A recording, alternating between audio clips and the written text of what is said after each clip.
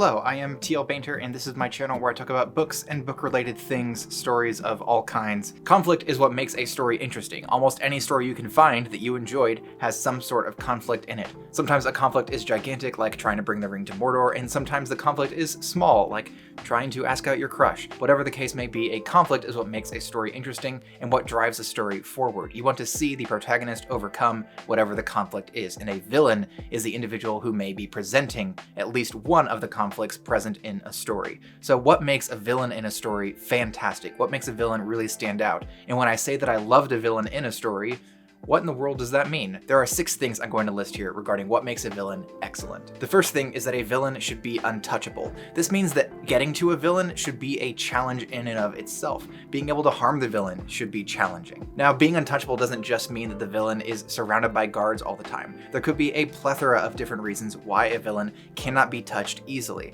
Otherwise, why hasn't someone else come along and just dispatched the villain? One of the reasons why a villain may be considered untouchable is because the villain's absence may create a power vacuum that will allow someone even worse to fill in that role that the villain was filling in before. The villain may also be some sort of deity or godlike being that can't be harmed by normal means. Perhaps it's a god that needs a special sword to go and kill. I don't know, that's just me thinking of something off the top of my head. There should just be a reason why the villain hasn't been taken down quite yet. What is it that makes taking the villain down a challenge? Another option for why the villain may be untouchable is that the villain's identity isn't known. This could be somebody who likes to work from the shadows and pull strings that way. You have no idea who the real villain is, but maybe you'll find out by the end of the story. So untouchable, a villain that cannot be easily harmed or killed. That is a great start to building an excellent villain that I'm going to love. But in addition to being untouchable, the villain should be fallible. The second point that I want to make is that a villain should be capable of making mistakes and in fact should make them. Not only does being fallible make the villain more relatable, it also means that when the heroes succeed, it feels a little more earned than if the villain has succeeded at every twist and turn, but then suddenly fails at the end when the plot needs the villain to fail. The villain is going to have a lapse in judgment that is going to result in some sort of setback.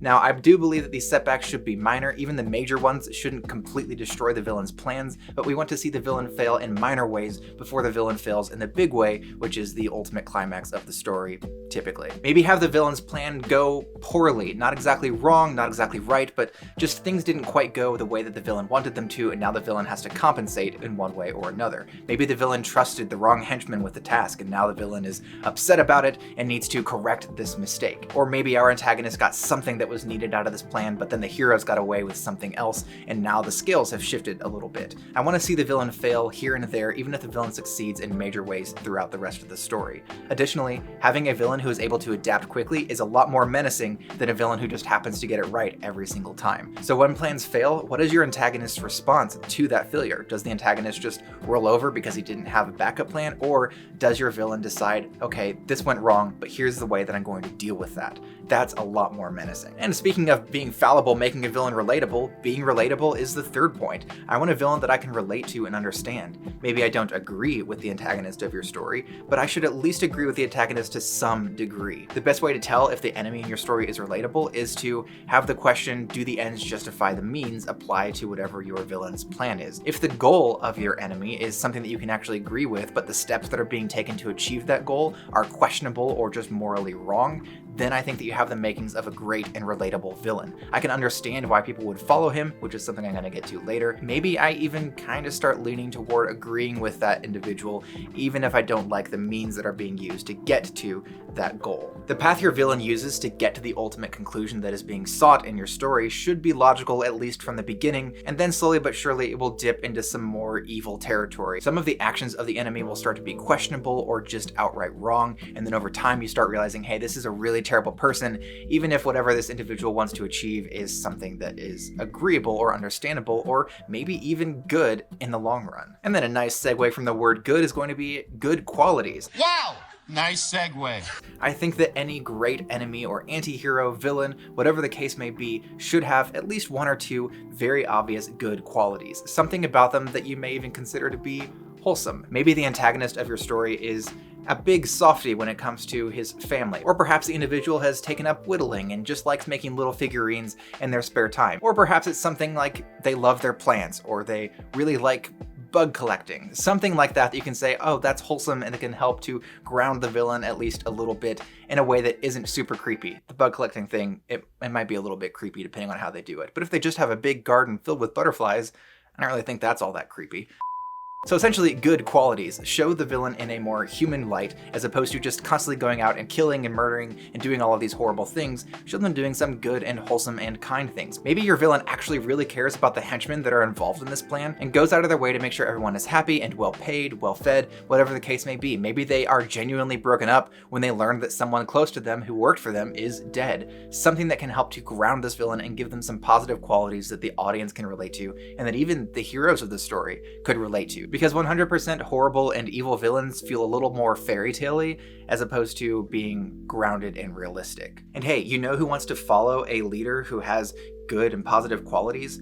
Reasonable henchmen. And that's going to be the next point that I want to make when it comes to good villains, is having reasonable henchmen. I should understand why all of these people want to follow your villain.